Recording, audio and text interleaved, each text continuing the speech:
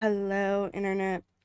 So I found this bill that's being proposed in the Utah state legislature, and I originally found it on Threads, is where I saw someone post it, because short summary, based off of what I read on Threads, I can't confirm it now because I haven't read the full legislation, is that if this bill passes in Utah, essentially they will be trying to make it where parents could sue authors of LGBTQ books just because they don't like the content of them.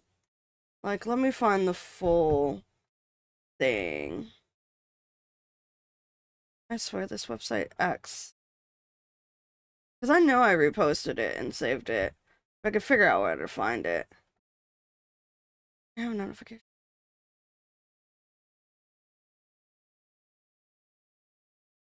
Yeah.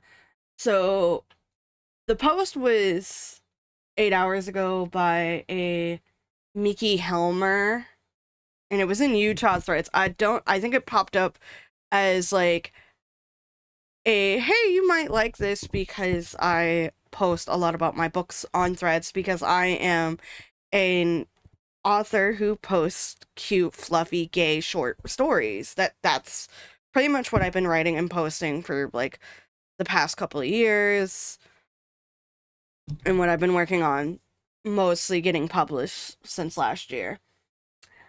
But this new bill, HB197, includes things like banning books with any LGBTQ plus content, allows parents to sue both the school and the vendor, aka the author, for said content, which is concerning for me as an author.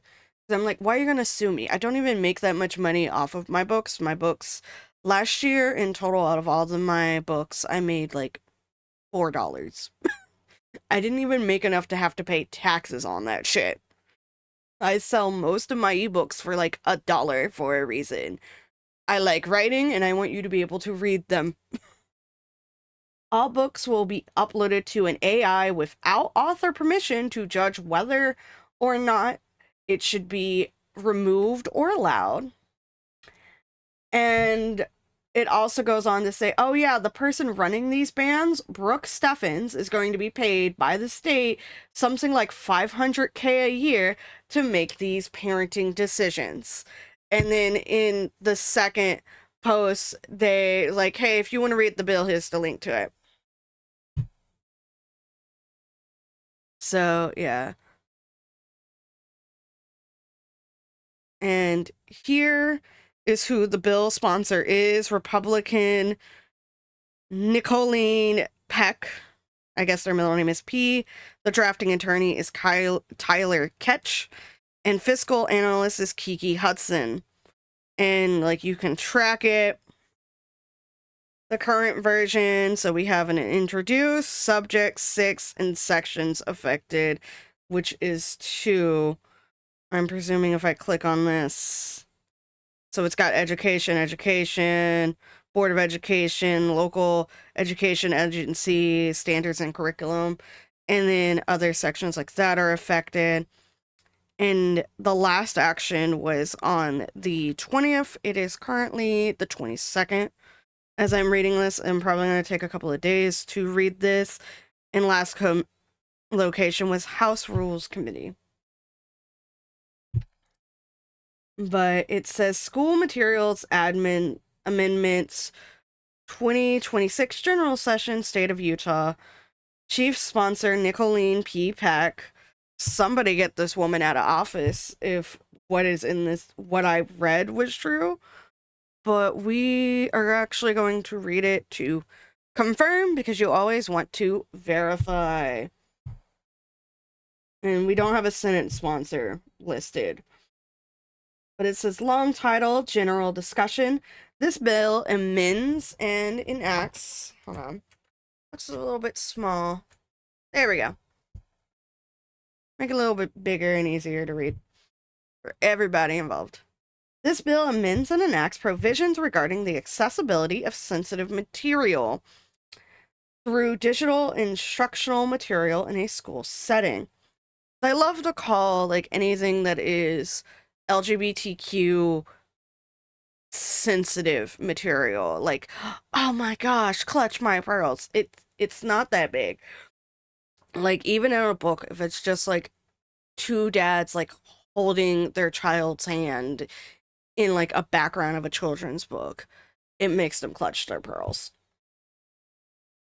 Highlighted provisions. This bill defines terms, includes information regarding sensitive material in the information the state board provides through a certain parent portal, requires each local education agency, LEA, to provide certain information to parents at the time of student registration each school year. Well, probably not each school year, but I'm presuming each year. Provide certain information to school staff, utilize certain tools to identify sensitive materials, prioritize certain books in a school library, and maintain a section on the homepage of LEA's website regarding sensitive material. Reporting requires the state board and LEA or the Utah Education and Telehealth Network. For the record, Utah, y'all have had a really bad problem where your religious people, mostly Mormons, have gone a little bit off the rocker and are currently in jail for child abuse and or child murder. AKA see Ruby, Frankie, and Lori Vallow Daybell. So, yeah, y'all got some culty nut jobs, and let's not talk about like the kitty predators that y'all have over there, and you're concerned about children being gay or queer in any kind of sense of the word. This is what y'all are worried about, not about the men marrying children. Utah, I think you should spend your time doing other things, because this ain't it. To rescind certain contracts if a vendor does not remove access to digital sensitive material after a number of instances, requires the state board and LEA or UETN to remove access to digital instructional material that a vendor provides after a certain threshold of violations. Provide certain notice to each vendor with which the entity contracts to provide digital instructional material in a school setting, and ensure that any database or school provided device with a student may access uses a filtered or other software to prohibit access to sensitive material. So y'all don't want them reading any Greek classics, because Greek classics are way more mature than like the cute fluffy gay romances I write, and they also have some gay couples in Greek classics, so you don't want them to read Greek classics or anything. You want to limit what they can read and everything to be just over there in your little Mormon cult or whatever. That's what I'm reading and what I'm getting. But okay. Creates a private right of action and makes technical and conforming changes.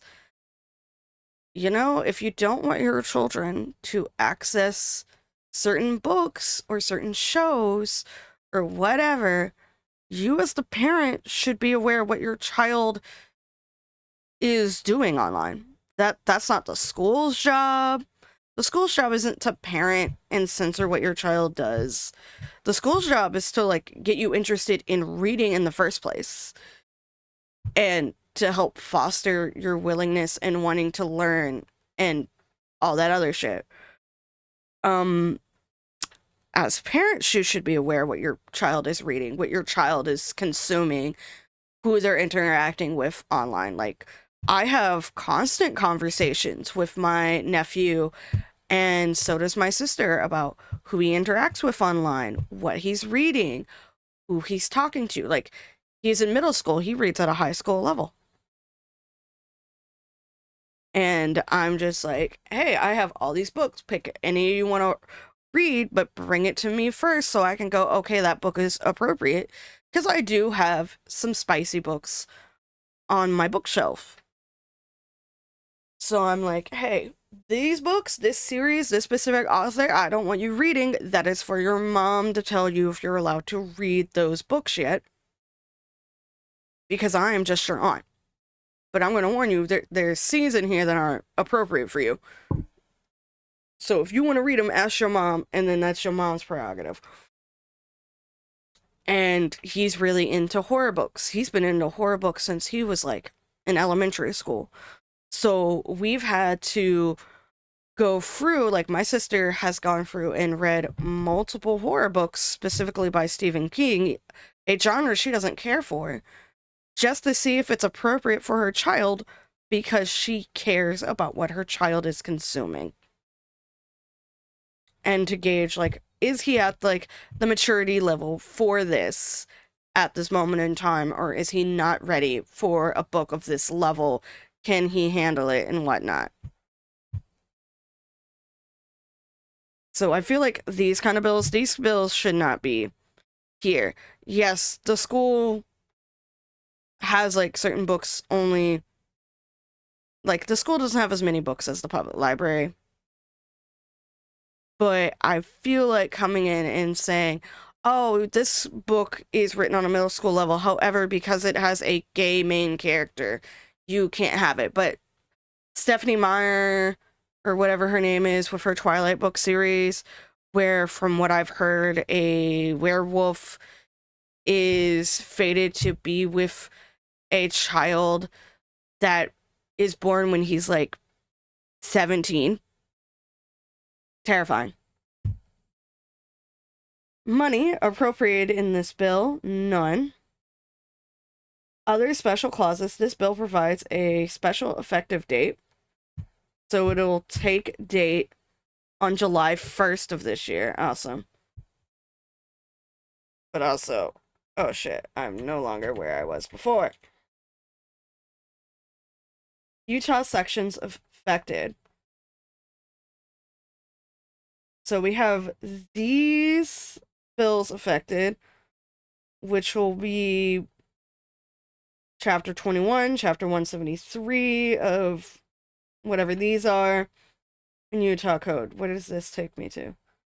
Okay, so it'll take me right here. Cool. And then enacts.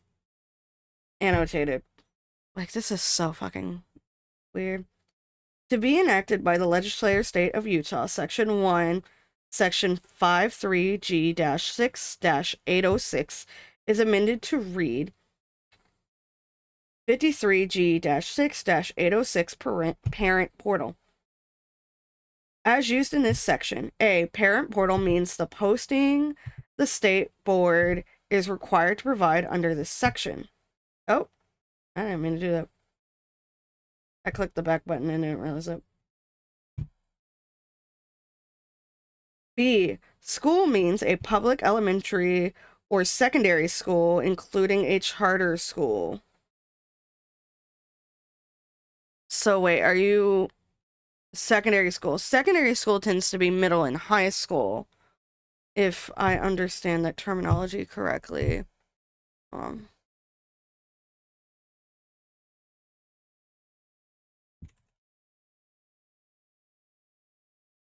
Yeah.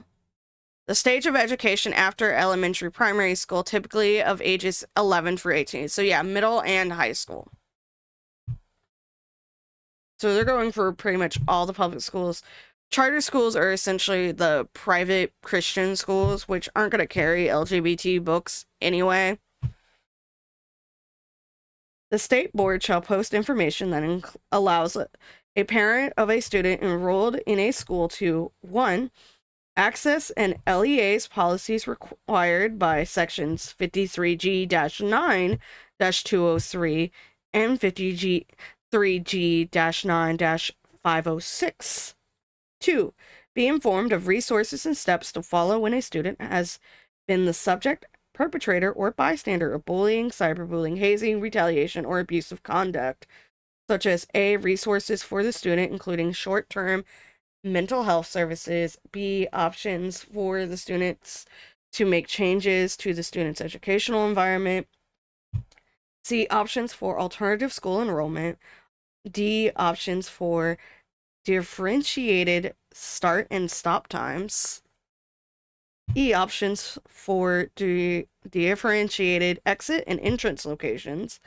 And F. Designated employee for an LEA who addresses incidents of bullying, cyberbullying, hazing, retaliation, and abusive conduct. The school doesn't have enough staff for this shit. And you want to know why the school doesn't have enough staff for stuff like this? Like, this sounds nice, but it's not going to go well because the school doesn't have enough staff. Many teachers are spending a lot of time trying to help students balance behaviors, which should be the parent's job or the family's job, instead of actually teaching. And you wonder why these kids don't know anything. It's because they don't have the time to teach, and they don't have enough staff to be able to handle all these students. When I was in school, it was like we had one teacher, and it was like almost 30 to 40 of us in a classroom, depending on which school I was in. There were very few times where the class was under 20. And even then, like, so I'm like, how are the teachers going to have time to handle all of this for the 30 to 40 some students they have in their class? And then trying to, like, teach and everything. There's not enough hours in the day. It's just not. 3. Be informed of steps and resources for filing a grievance with a school or LEA regarding bullying, cyberbullying, hazing, or retaliation. That is 4. To be informed of the steps and resources for seeking accommodations under the Americans with Disabilities Act of 1992, 42 U.S.C. Section 12101, ET Sec.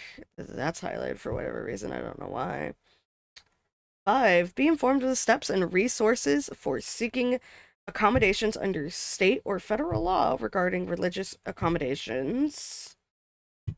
6. Receive information regarding the reporting of sensitive materials as described in Section 53G 10-103. There's not a URL there. Okay, no, it's here. It's just in 100. Okay. This was 6, and now it's 7. So I guess the red is, like, what's being updated in these sections. So 7. Be informed of the steps and resources for filing a grievance for alleged violation of state and federal law, including A. Title I after the V is 6.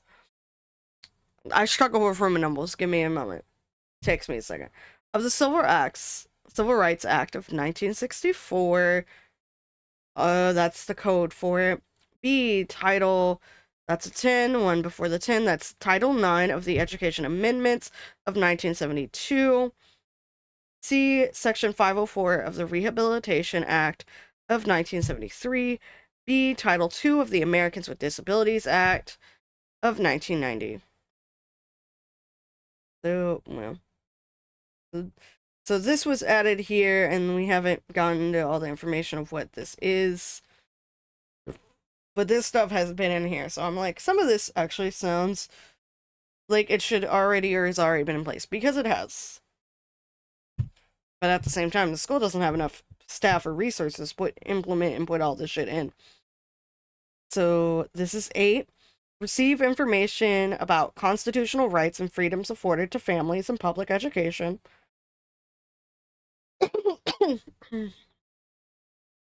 9. Be informed of how to access an internal audit hotline if established by the state board. And 10. Be informed of services for military families. B, in addition to the information required under subsection 2A, the state board shall include in the parent portal A, the comparison tool created under section 53G-6-805, school level safety data, including data points described in section 53E-3-516. I know this is a lot, and I know I haven't even like barely scratched the surface of it, but I want to read all of it because I've never read it before. And I think we should all understand exactly what's being put in, because this is pretty much like, you know how laws are and things are. Once it gets adopted in one state, it tends to trickle down to the other states around it. And if this is going to ban and pretty much make my books illegal in certain places in the country, I want every queer author and everyone else to be able to know, like, everything's in it, or at least hear it at least once. And then we'll focus in on, like, the other shit. That's really important. Alright. Did I read this one? B, school level safety data, including data points described in this one. C, a link to the public safety portal described in this. And 2, may include in the parent portal other information that the state board determines is helpful to parents. 93 3 A, the state board shall post the parent portal at a location that is easily located by a parent, normally on the school website, or they have a specific app for a parent portal. I think my sister, for the parent portal for her school, where the 2 schools her children are in, they're both like the same app because they're in the same county. Like, it was one app for one county and they've since moved, so it's a new app. The state board shall update the parent portal at least annually. C, in accordance with state and federal law, the state board may collaborate with a third party to provide safety data visualization in comparison to other states' data. 4, an LEA shall annually notify each of the following of how to access the parent portal. They normally do that during open house. If the parents show up, the teachers all give you that during open house. I remember them mentioning it when I went to open house for one kid. I didn't go for the other kid. I think I was working that day. A parent of a student, and B, a teacher, a principal, or other professional staff with the LEA. Section 2, Section 53G-10-103 is amended to read 53G-10-103, sensitive instruction material. 1, as used in this section. A, contracting entity means the entity including the LEA governing board, the state board, or UETN that contracts with a vendor or given digital instructional material given, including a digital database. So we have A, which has since become B because that's was there. So this has been here before. The red is all new. 1, instructional material means a material regardless of format used. So any material, regardless of the format used. Because to me, instructional means we're using this to discuss or using it for a project or like a school paper, which I'm just like, why are you so upset? At least your kid is reading. You know how many, like, because in my English class in 7th grade, I had the teacher, she would put up like the beginning of like a sentence. So it would always be like, as I looked out onto the ocean, comma, I felt blank.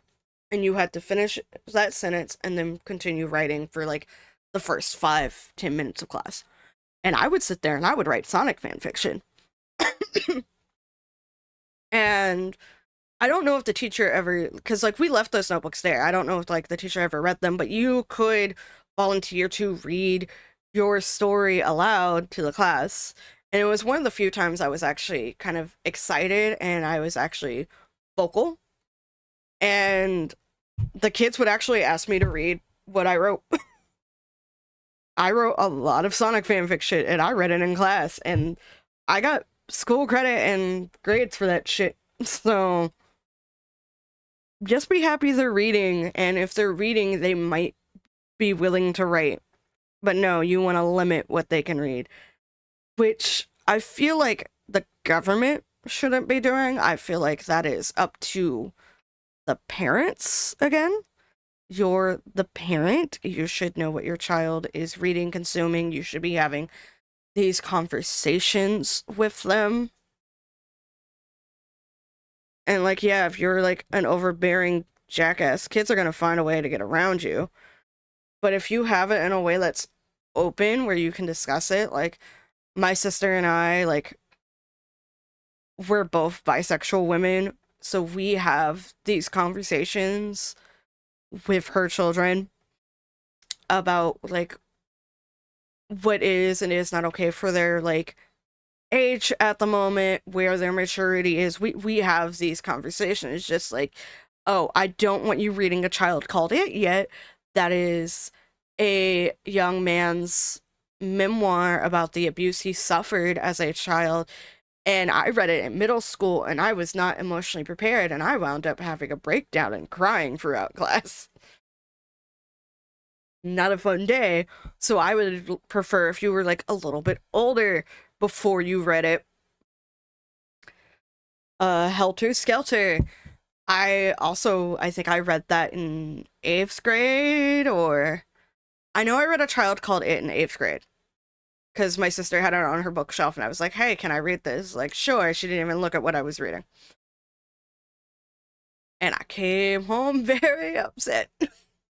I was crying a bunch, but like, I know we read Helter Skelter, we read Edgar Allan Poe. Edgar Allan Poe is on, it was on every standardized test at Telltale Heart, and I had read it so many times that I did not need to read it to answer any of the questions on that standardized test they gave, because it's on every standardized test I took in school. So I would just go through, skim it, make sure I had the answers correct, answer it, and then at the end of my test, my standardized English test, I would just sit there and read the Telltale Heart a couple of times, because I had the time to. So, yeah. But this is the parent's job, and the government should not be in it. A. As in or in place of textbooks, to deliver curriculum within the state curriculum framework for courses of studies by students. That would be things like reading. We read The Telltale Heart, obviously. We read Romeo and Juliet. We read Beowulf in one of my classes. Antigone was one of the ones we read. There was one called... There were several, like, short stories and long books we read. And I'm like, And then you had to do, like, school reports. Because I transferred into one school at the beginning of the year. They're just like, oh, you have to do this summer reading project, but you can only do it off of these books. None of which I had. And the one I picked, I just wrote, like, the grammar was shit. Because I picked one that had lemonade in the title. I was like, cool, I'll go with this. I went and I got it from the library. I read it. And then I remember writing in it, it's like, this was the story plot. However, the grammar was garbage. The writing structure I did not care for. Because it was not, like, a book that was written in a way that I personally like. And because of the way the grammar was. Because it was written in a broken city dialect, and I am from the South. And so while I am from the South, I read a lot of things that are written in transatlantic and British dialect. So I was just like, the grammar here is really weird, and it makes it hard to understand what they're saying, and I have to read it several times. But then again, like, I had kids, they had transferred in from the city, or they listened to a lot of rap and spoke like that. And so I was just like, I need you to speak differently, because I am not understanding what you're saying, or at least write it down. because sometimes like they'll say a word and I'll hear a completely different word.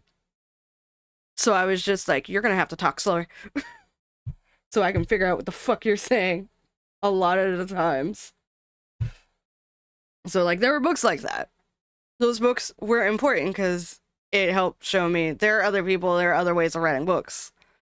Not for me, but there are other ways.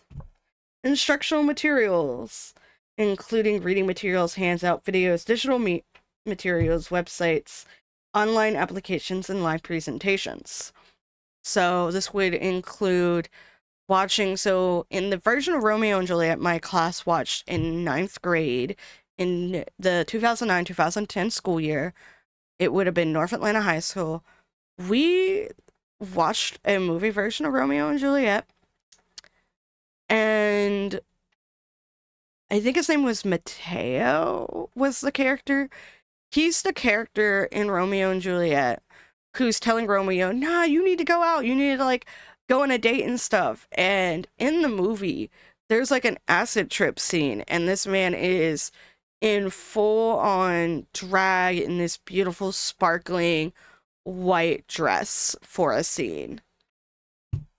If this bill passes, that movie won't be able to be played. So just heads up. Instructional material does not mean exclusively library materials. Yeah, because in my German class at one of my schools, it would have been Marietta High School, we watched Harry Potter in German. Just as a way to see if we were actually learning German, be able to hear it and understand it. So during like video days, we would watch shows and movies in German on like, you know, days before a long break. One of them was one of the Harry Potter movies. I also I found Sailor Moon and Sonic X in German. So I brought in on like a little USB stick or the first 2 episodes of Sailor Moon in German and an episode of Sonic X in German. And we had class, it was 3 of us. All of our birthdays were in the beginning of May. So 2 of us were on like May 6th, and I think one was either on the 5th or the 7th of May. So we all had like a little birthday party for all of 3 of us. And we got to watch those shows because I was just like, it's in German, so it fits German class. So that was fun. Also, Tails sounds so different in German, and I wish I could find like the rest of Sonic X in German. I think I only have like a couple of episodes. I think I got like a handful, like 5. I've got like 1 DVD volume of Sonic X in German. If anyone knows how I can find the rest of it in German, I would be so happy. So these lines are removed. So 1, 2, and 3. So 1 for a school district, the local school board. For a charter school, the charter school governing board. For the Utah Schools of the Deaf and the Blind, the state board. So this would mean who would be handling those, I guess. Like who would be like overseeing that, and so they're gonna remove these 3 from overseeing it.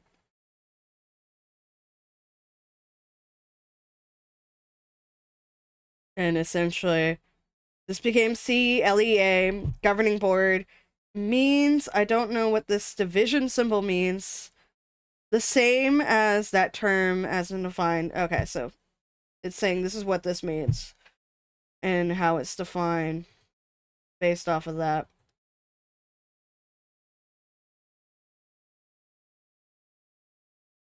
This is the LEA, this is what it means when you click on it. So these are no longer governed or looked after by these 3, I guess. It just means the LEA governing board is over all 3 now. D, material means the same as the term as defined in section 76-5C-101. So many of these. Minor means any person less than 18 years old, which is any child in school. There is very rarely an 18-year-old in school, at most, I think the eldest I saw someone enrolled in school as a student was 20. I was 18 at the beginning of my senior year because I started a grade late. I started a grade behind everybody. And there were several circumstances. I was taken out in elementary school for a speech impediment. They tried to say I couldn't read, which was false. I could read just fine. I just had a speech impediment, so no one could understand what I was saying. And so I was homeschooled for 2 years, and when I went back, they wanted to put me back in kindergarten. My mom threw a hissy fit. Uh, my so they decided to put me in second grade, and my dad had me in special education classes. My dad had to step forward and put me in special education classes. So I was supposed to be in third grade, but I was put in second. I don't know if like there was like a test or something they made me take, but I know like most of the classes like I was taking, I was I was in an upper grade math class. So I was doing math beyond my level because my sister had taught me math. I had a speech therapist, and then I went to a different class for English. And I remember I had like 3 or 2 different speech therapists. So yeah.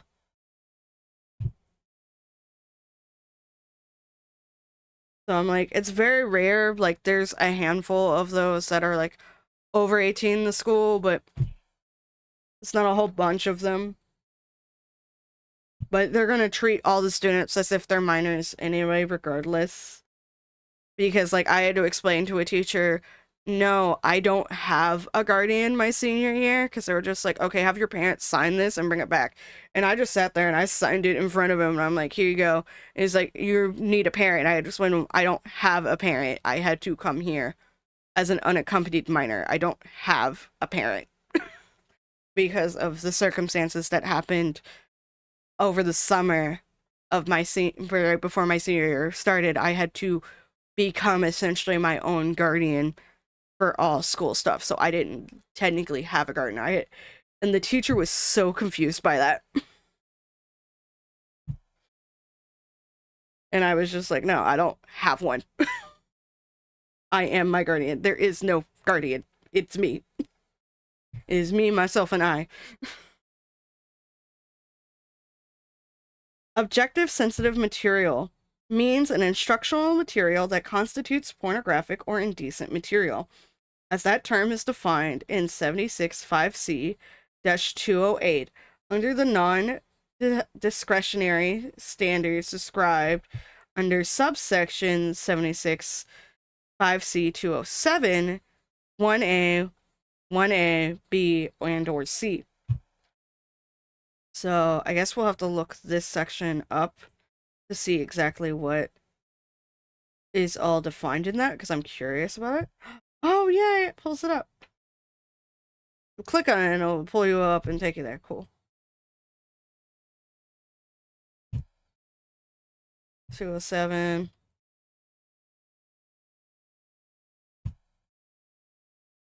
I was 6, 208. So I'll read for those later because it's going to be a lot of legal jargon. It's actually almost time for me to go home, so we'll speed read. Well, actually, we should probably just stop here, and then we'll continue with G, and I'll come back and read the rest of this when I get home. So remember to stay hydrated, stay healthy, all that good jazz. And I will continue reading this to figure out what all is going on with this. Because I'm like, what do you mean you can sue me just because I write cute, fluffy gay romance if my book winds up in your school or in your child's hand? Like, I publish ebooks. Like, the fuck, dude? I just publish cute, fluffy gay romances that are meant to make you smile and feel warm and fuzzy inside. Like, yeah. But let's thank the Patreon and Ko-fi supporters since we're here. And it needs to be, and they need to be thanked, and it's been a second. Cassie G, Kaleidoscope Chick, Tweet T Kicks, Axel1154, JSDS, Axel Akaraz, Semi Random Sevens, and Micah. Thank y'all for being here and for supporting me so I don't have to worry so much about my bills as I work my 9-to-5 job. Haven't done anything for Story Nook pretty much since 2025. Hi, Happy New Year. I have been working and editing a anime review video for a show called Acro Trip that's on my main YouTube channel. You can find that in my link tree, I'm sure. So yeah, remember to stay safe, stay healthy, stay hydrated. We'll continue reading the legal jargon. If you are in Utah, please make it where they cannot pass this law. Call your people, complain, protest, whatever it is. Stand up and say something, because they do a lot over there in Utah. And I don't mean to joke around about the Mormons, but I've seen too many Mormons in the news that are just a little crazy. Jody Hildebrandt, Ruby Frankie, Lori Daybell. Those kinds of issues. There's probably been more. The men marrying children, the polyamory, which is fine, except the way they go about it is iffy and sketchy, and it doesn't look like everyone's consenting, so that's terrifying. So yeah, that is part 1 of reading this Utah state legislature bill for a state I don't even live in. And I hope you all have a great day. Maybe next video will be me be reading something cute and fun, but for now, no. Alright, bye-bye. Stretch, stretch, stretch.